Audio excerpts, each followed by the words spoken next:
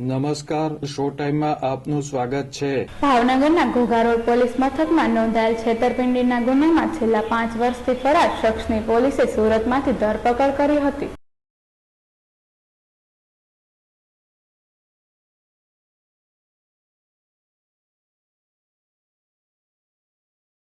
Bhavnagar range આઈજીપીની striking ફોર્સને બાતમી મળી હતી કે શહેરના ઘોઘા રોડ પોલીસ મથકમાં નોંધાયેલ ₹21 લાખની છેતરપિંડીના ગુનામાં છેલ્લા 5 વર્ષથી ફરાર આરોપી સુરત આવવાનો છે।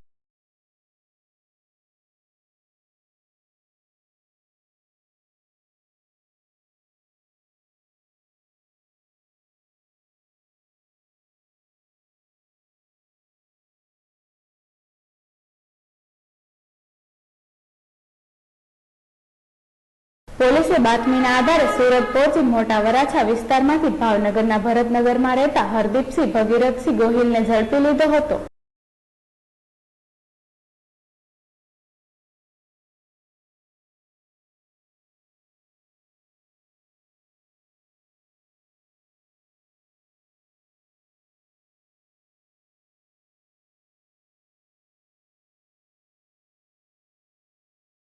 ઘોઘા રોડ પોલીસે શખ્સનો કબજો મેળવી કાયદેસર કાર્યવાહી હાથ ધરી છે।